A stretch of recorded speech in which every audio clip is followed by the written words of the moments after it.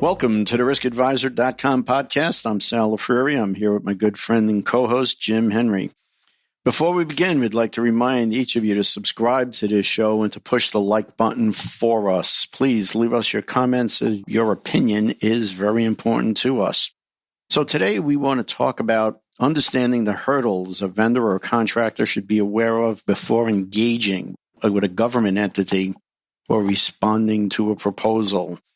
And I think this should be somewhat interesting, and we get into all of the different dynamics of it, and so much so that we're kind of planning on making this into a 3-part series. So giving us the opportunity to delve into some of the topics a little bit more than normal.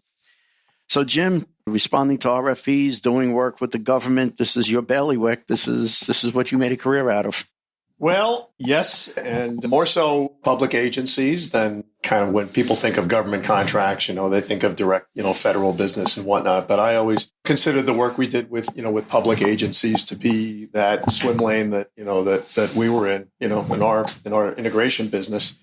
And I thought it was very appropriate, end of 2020 going into 2021. I mean, there was a lot of talk through the last 2 years, about a lot of infrastructure spending coming, and that appears to be very much so on the horizon. So I figured as we are coming out of COVID, not only because we have a lot of infrastructure, that needs development and what have you going forward, couple that with that being part of the recovery plan from COVID, this is very timely. So I think we're going to see a real bubble of federal spending, both directly and indirectly, going into 2021. So very appropriate. So today's guest, we are honored to have Stuart Lieberman, who I've known for quite some time, who will bring insights and hopefully a better understanding of the hurdles that a vendor or contractor should be aware of before engaging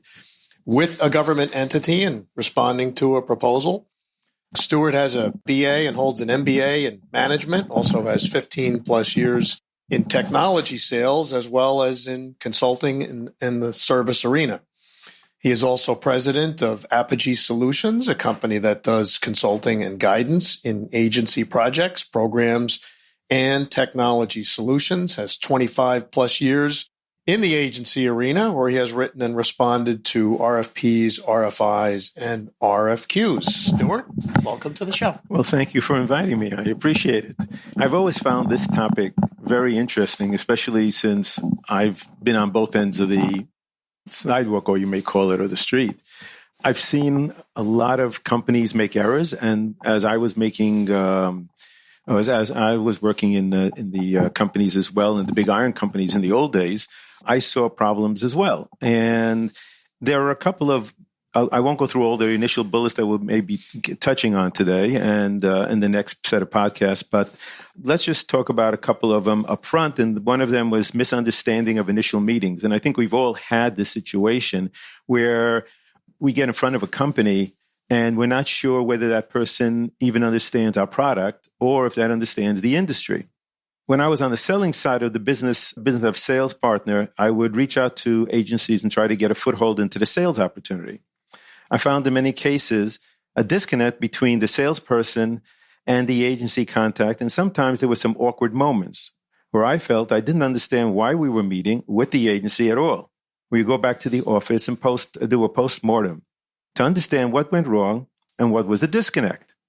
Did we have the right people at the meeting?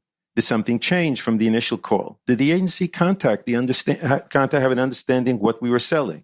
Did they even understand the industry, product, technology, or service? We were trying to engage with them. So let's take a moment and talk about shows and seminars. How do we know if you have the right person at your exhibit, and are they coming to get a piece of chocolate, or do they have a true interest in what you want? I mean, I've seen people walk by, we're all laughing. They're coming for the swag. Exactly. Do I have the hat? Do I have the chocolate? I mean, if the guy is there picking up the swag, you're basically saying, just move on, kind of thing. Because to be honest with you, and Jim has actually seen me when I was on the government side, if I walked by a table, I would not pick up anything. I wouldn't even take a cup of water from the table. Okay.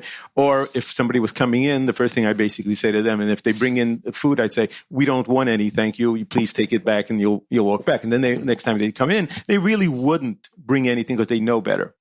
So why did the meeting go wrong and why did the close not work? And was this person the right contact? I found out the reason for many of these failures while in the sales role and more so when I moved into the agency world. Let me pass on some free advice.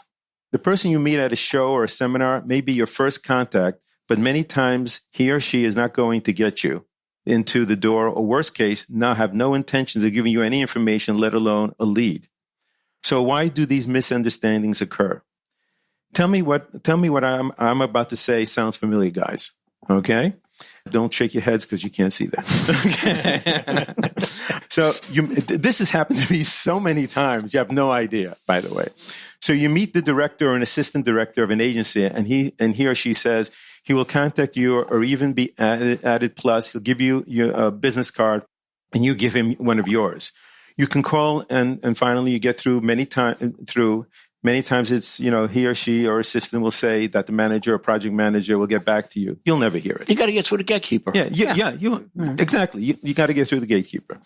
At which point, if he remembers you at all, it's a miracle in itself. And sometimes you are repeating everything, even cluing him in on where the meeting was and where you discussed it, because they have no idea what you've talked about. Okay. I'm at fault for it. They've called me up and they said, hey, I'm Jack from this particular company. And I'd say, duh, like, where is this coming from? I mean, what does he want from me? And he said, well, we met at this particular seminar. And I'd say, okay, and then I'd say, do you have any idea how many people I've met at this seminar? And he'd say, oh, and this is what it was. And I'll clue you guys in later in the podcast of what you should be doing with the business card, because that business card is a good tool. But I will tell you right now, the way we handle it, and it's still being used that way, no one does it right, okay? And I'll tell you what, I've used the business card from my end when I was on the agency side, and what I would write, I gave part of it, on the back of the card. Because if I don't have something written on it, I have no idea what it is. That's why I never had a card that was dark colored that you couldn't write on, because that really stunted my form. So, however, after getting past many introduction, if you're lucky, you should get the following answer. So this is what you're really looking for. In most cases, if an agency representative is perfectly honest with you, that's a rarity, by the way. Not that they would lie, but we're going to get to a thing called being broadsided. Okay. And I can guarantee you many people, even myself, especially the first time I was broadsided, by their manager who's there at that particular meeting. So in most cases, an agency representative is perfectly honest with you, and they'll say the following. A, I have an RFP or RFQ going out in 1 year or 2 years, and you just missed it. Whoops. Okay. But at least he was honest with you. Or if he says 1 or 2 years, then, you've got something and you can check into it.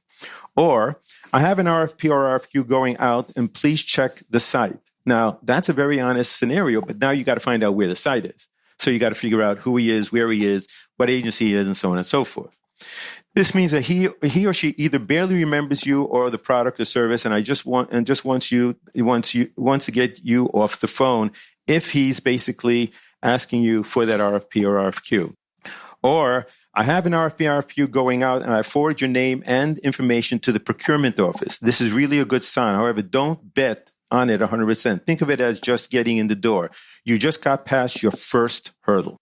Okay. So the key item is that if the person is saying and has an interest in that product that you see at that table, or he comes in for a seminar and actually sees the product and likes it, and he says he has a contract that's going to occur, then if there's a procurement process, and that's a whole process in itself. So when you're having those meetings and seminars that you're having, until you know about that procurement process, you really are not sure of what's going on. And there's a lot of work has to get done in the back office to get a procurement started. And we'll get down to that in the future. So the scenario you're talking about right now, is very typical. We've all seen it and what have you, but there's a difference between an engagement with a company, either on the supply side or the integration side, that really is removed from having any historical business relationship. And those that have done projects and programs in the past where there's some degree of credibility that supplier has a fundamental understanding of where your needs and pain points are, and has a history of having had success in providing, mitigation to those pain points or those solutions. So that credibility factor, I would think, certainly gets you a little bit better. You don't get the visibility because you have to keep the Chinese wall up there of, can you say that now with COVID? As long as you're not from Hunan, that's the key.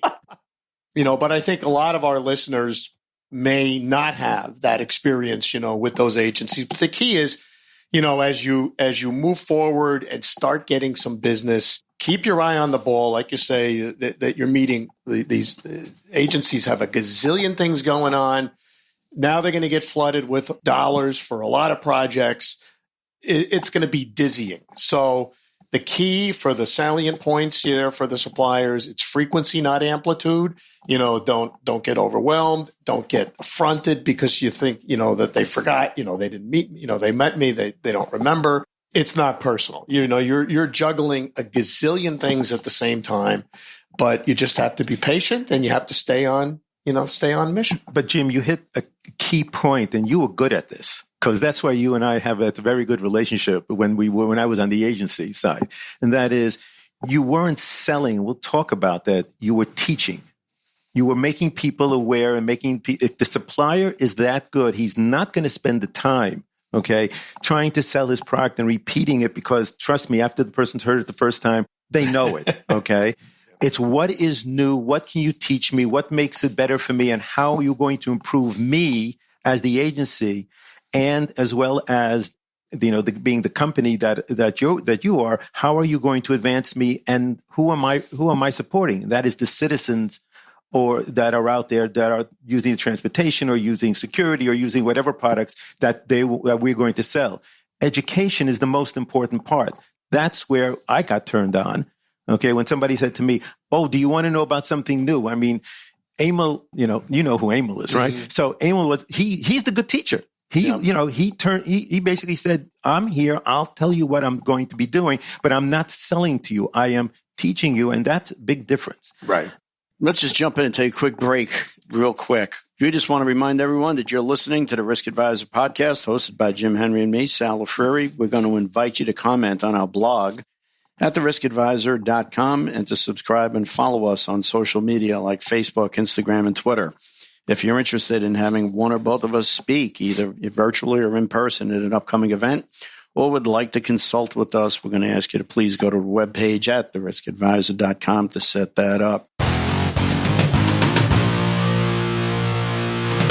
Okay, so we've made it past the gatekeeper. We're on the phone, we're chatting, or we get into the person, we get to talk. Now what? What comes next? Well, where are you aiming? Okay, that's really key. Okay, if you're a good supplier, especially if you're the incumbent, and a lot of incumbents miss this. Okay, and that is, have you talked to the executive director or director of the agency? Have you made that high level of connection? Because that's where you want to be. I mean, if you could really pull it off, and if you want to call me and I can give you some direction on that. The key person above all those people is the commissioner. The commissioners have such power that they can get you into the executive director or the director very quickly and get there and get you involved in what you want to sell, because you are in the selling business still. That's what keeps you alive. But more important, you're solving a problem. Okay. And, solving a problem is either solving it through return on investment, helping the citizens, safety, and so on. So you lucked out and you have either met an executive director or a director of that agency. The executive director or commissioner is a real win. If you can pull off a commissioner, you really have it. Okay. However, it's a rarity that they come to shows and seminars. They do many times. The executive director or the director will show up at a high level seminar. I mean, something like the AAAE, the annual one, they will show up. They're not going to show up on some sidebar one. So what happens after your introductory with that executive? So this is one of my favorite things, by the way, as we move into it. Director or upper management will go to meetings with the department director or project manager. I can say in my 25 years working for agencies, I have been broadsided many times by upper management as the agency and unit manager. Now, this may sound funny, but it did hurt me once really bad, especially the first time. Okay.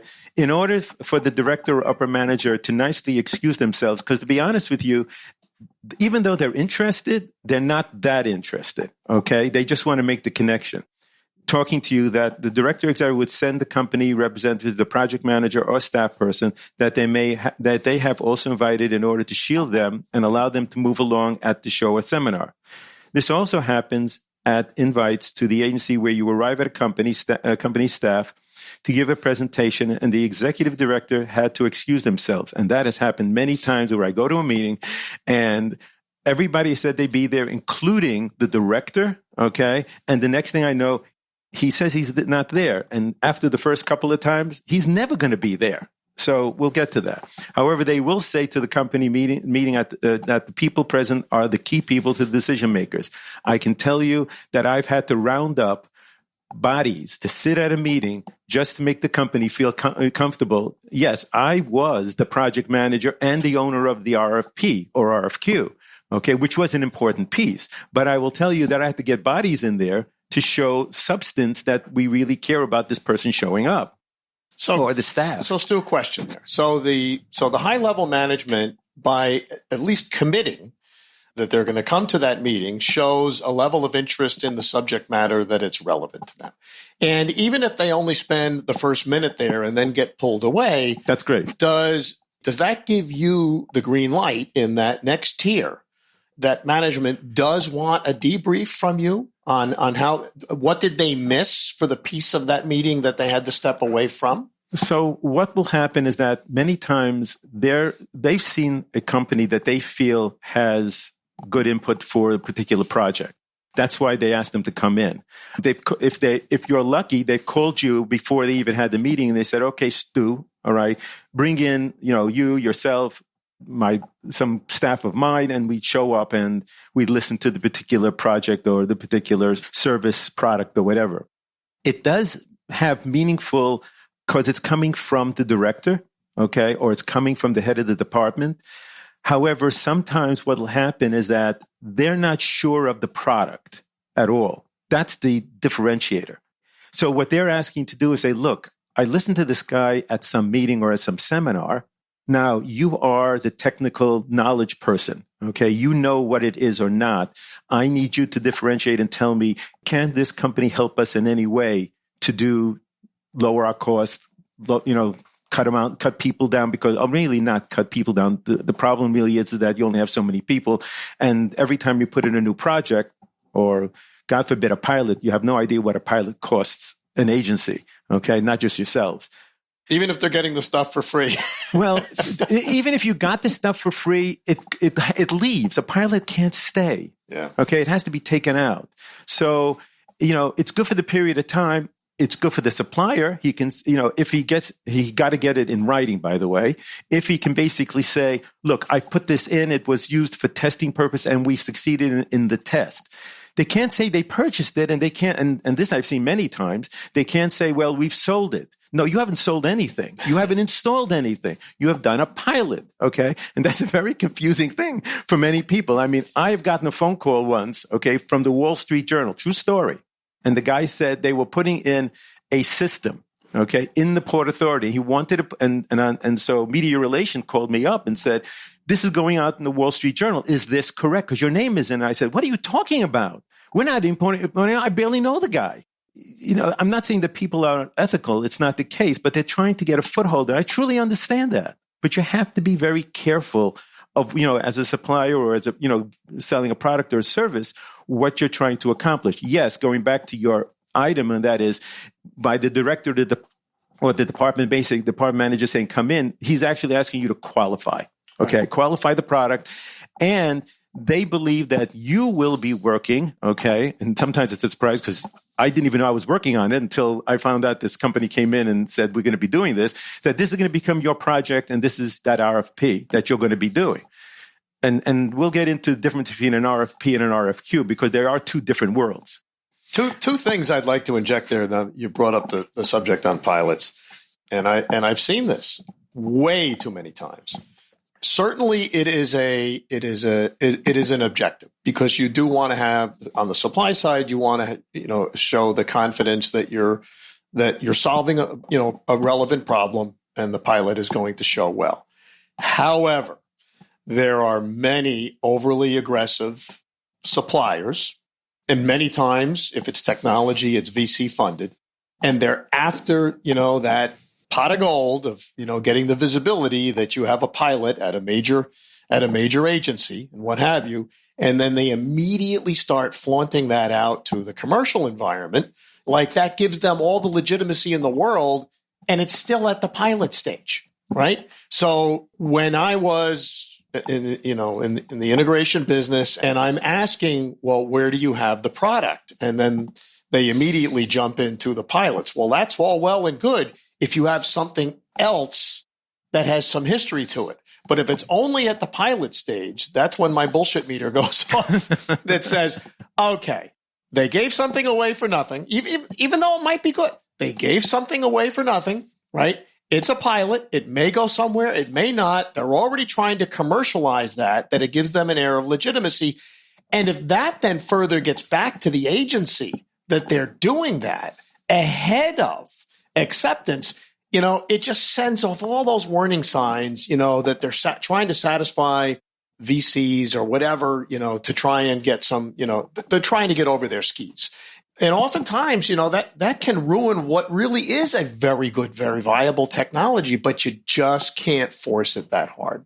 No, and I agree with you, because every time they come in as with a pilot, okay, it is time consuming on the agency's part. They have to give up employees to do that, and they don't have the employees to do it, which means you have to have a very good civil servant. I know one of them, okay, who was willing to work nights, okay, to do the pilot. Okay. In other words, I mean, you and I were involved in one at one point that we did out in a particular location.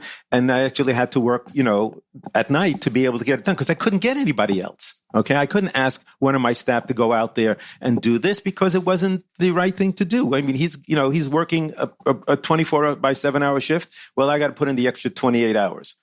So yeah, that there's no 28 hours in a 24-hour shift. So how can you tell if that person, that's walking in there has been broadsided? Well, one good look at his or her face will spell it all out to you.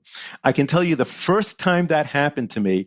So I see my manager, okay, my department head, like further out in the corner, and I'm basically a guy. Somehow this guy did a beeline from her or him and came to me. Okay. And I couldn't figure where he was going. I didn't know whether he was going to be bumping right through me. And he starts his pitch. Okay. Again, wrong. Notice I said his pitch, not his education. Okay. That would have been interesting. So he goes right into his pitch and he says, this particular manager, he basically said, I'm supposed to speak to you about your new project. And I said, and I'm looking, I said, what did you say? And then out the corner of my eye, I see my manager, and it basically shaking their head and saying, you better be nice to this person. I had to get rid of this person, so I'm there now, poker face. Okay. And I got good at being a poker face. All right. Where, I'd be getting people to look at me, to say, here's my project. I'd like to do it. I'd like to do a pilot. He would go back to the band, and they're notorious, or come and listen to me. This is the next thing I want to do with my project, with my product or whatever that I want to accomplish. So that's probably a good spot to take a break. And then when we come back, we'll talk about the misunderstandings on initial meetings. You are listening to the Risk Advisor podcast, hosted by myself, Jim Henry, and Sal Lafreri. We invite you to comment on our blog, theriskadvisor.com, and subscribe and follow us on our social media like Facebook, Instagram, and Twitter. If you are interested in having one or both of us speak at an upcoming event or would like to consult with us, please go to our webpage at theriskadvisor.com to set that up. So let's get back to that. How do you handle those misunderstandings from those initial meetings? So what you really want to find out is, what is it that you're trying to be nice. Right. Okay. And so if it sounds good, if it has to deal with a project that you're doing, that's great. If not, you just listen to it, and you then do the business card thing, which we'll talk about later as well. So we're talking about basically misunderstanding on the initial meeting. Before having the meeting, the company that should strategize with their team. So there's two places. One is a seminar, which you only have so much time, or a show which you even have less time to talk to the person. You're trying to really grab them. So your aim is to get in front of them, and you want to get in front of them from an educational perspective. So you need to be prepared.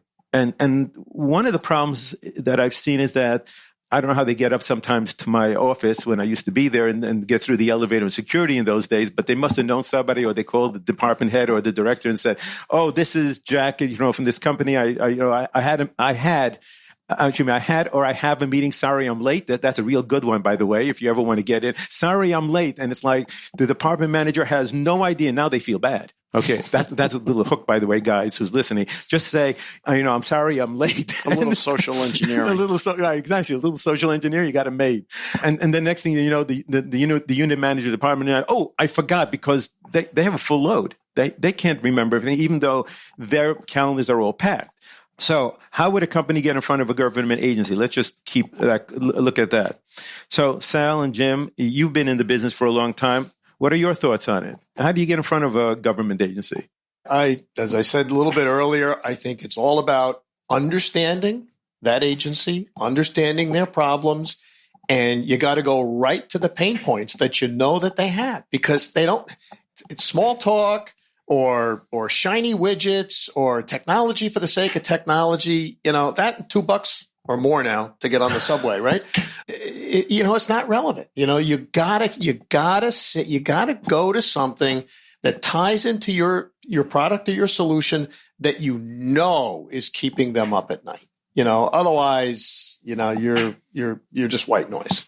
So I'm going to point out a couple of questions to think about, and then as we get further down the podcast, we'll talk about them in depth, and we'll go into further depth after that as well. And so getting in front of the agency basically is, how should one present themselves? I have seen people come in totally unprepared. "Hi, Stu, we've met at this place. Do you have a moment to talk?" And it's like, okay. All right. And then, the next thing I know, I'm in for the same pitch that all of a sudden rings bells that I've heard before.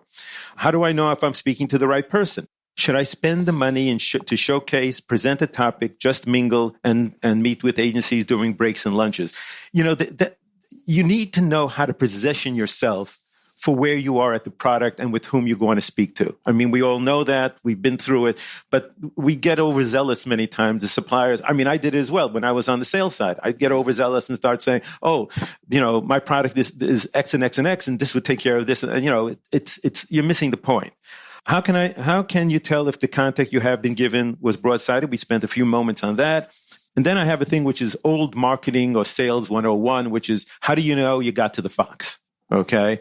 And that's a terminology, at least in my day, that says that is the key person who's going to help sell me or myself or my product. Jim knows me. He always got me because I was that old fox in where I was working.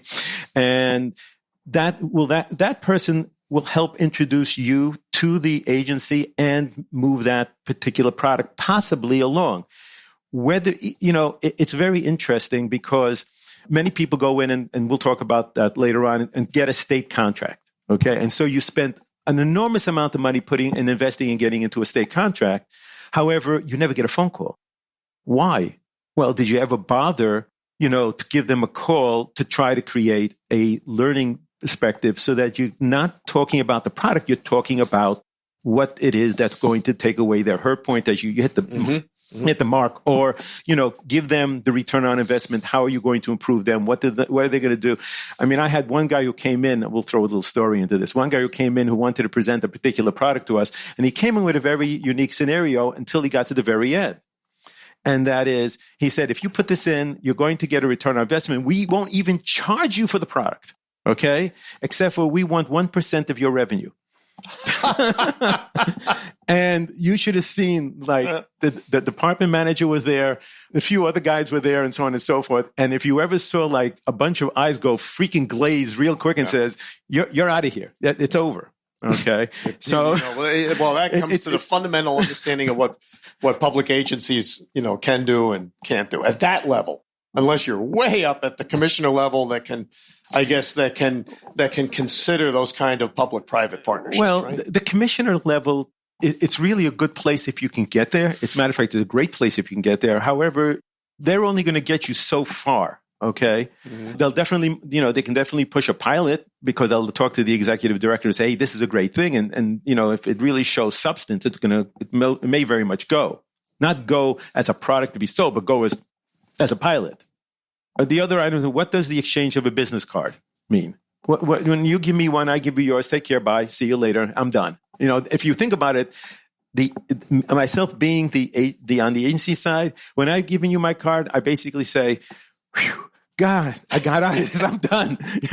You got my business card. That's all you wanted. So you can contact me whether I get on the phone or not. But you can tell from the body language when you get the card. If it's just, here's my card, go away. Right. Or it's, hey, listen, we really do. If there's some dialogue, I would like to follow up on this. If you can tell if that sincerity is there. And of course, you can't get this virtually. You can't get it on a telephone. This is where the eyeball to eyeball meetings, at trade shows really has a lot more relevance to just not fill a fishbowl full of business cards. If I go to a trade show and I come out with, 300 cards that have been dropped off, that's meaningless. I want the 5 good cards that I had a really meaningful conversation with, where that there's some relevance there from needs, to solutions, and there's a sincere exchange there for some follow-up. So I don't know if you haven't really walked around with me too much, okay? Because when I used to come to you, we have a very good relationship in the sense that you've really done a lot of great work when I was on the agency side. However, I'm really good at this. Okay. And I will tell you that if an Asian person comes to me, I will because I know I took a course in this, okay, many, many, many years ago, okay. I would hold that business card with both hands, okay. I would look at the business card, and if you really are good and you know what you're doing, I'd flip it, because it's very important on the Asian side to look at the back of the card as well, which is written in some other information that's on it. So I'm a good poker player. I've done many years of saying, okay, I understand. I'm here. Now, please let me go. Okay. That's where I was going from. So, and then the other one is, how or should I make cold calls? Okay. So how do I reach the right person? How do I make close and seal the deal? We're going to get to that, because that's almost deadly if you pull one of those. So these are just a few questions the sales team should work on before meeting with the agency. So we kind of covered a couple of those items. So how do I go about contacting key people in the government and agency, and whom do I call? Here's a couple of questions to think about. What are the best ways to get to know whom to call? What level of the agency? Should I follow up with an email? Is procurement a good choice to call? And we'll go into that on how and when and how you can go about getting to that procurement person, because I'm going to leave you with a particular piece of information that if you hold on to that, you have got every New York State, New York City agency listed with every commissioner on it as well. It is the golden book. I used to use that, okay, because when I had to call other agencies, I had to go looking for somebody. I had to say, well, all right, I need to speak to this commissioner. When I was working at one agency, I was the agency chief contracts officer. So if I had to call New York City controller's office, or I had to call a commissioner, that's where I would go to look up who and whom do I call. And of course, when you're dealing with commissioners, the Democrats, there's Republicans, there's a whole list of who gets in and who doesn't get in. And I'm not getting into the politics of that in any way or form, because I could never understand it anyhow. So how should you posture your first meeting? So you want to take a look at what you're going to do. So what is the best way to posture the meeting? How do you find out their real need? And you hit that on the head, Jim. What is their real need? Because if you don't know what that real need is, don't bother setting up the meeting. You don't understand their industry. You don't understand their need. Don't go. Don't. The worst thing you can do is you're wasting that person's time. And what's worse is that you've lost your credibility. It's gone. Okay. So how do you find a government contract? What do I do? Where do I go for a government listing of contracts going to an RFP? We'll cover that. What should I look at when I see an RFP, and what is next? Boy, this is a big one. One of the key items is, can I fulfill the contract requirements? Do I have a partial solution? That is a deadly one and we'll talk about it. Partial solutions, don't do it. Okay? Can I fulfill the contract and the intent of the contract? Do I understand what I have to meet in the contract and what is called intent and what is called the contract? And there is two differences, and they both have to be done. Cool. I think what we're going to do is we're going to break there. Clearly, we got a lot more we want to talk about. And I think we're going to make the break here. Obviously, you know what we want to cover in the next podcast. So to cut this one, we just want to remind everyone that you've been listening to the Risk Advisor podcast hosted by Jim Henry and me, Sal Lafreri. We're going to ask you to subscribe to the show and like us on our social media sites like Facebook, Instagram, and Twitter. We remind you and ask you if you're interested in having one or both of us speak at an upcoming event, either in person or virtually. When law would like to consult with either one of us, please go to the webpage at theriskadvisor.com and set that up. Remember, you can hear the show on your favorite podcast platform, YouTube, and of course, stream it at theriskadvisor.com. Thanks again for listening, and we hope you tune in next week.